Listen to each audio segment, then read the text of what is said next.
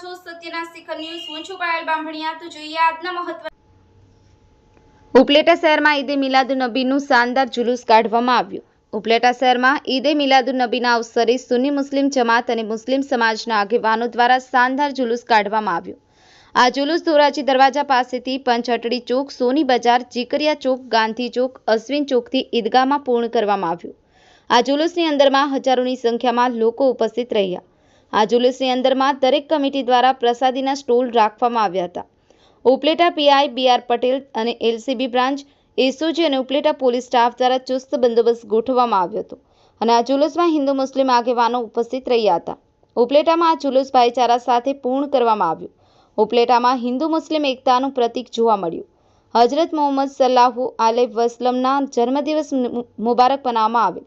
ઉપલેટામાં મુસ્લિમ વિસ્તારો, રોડ, રસ્તા અને મકાનો શણગારવામાં આવ્યા।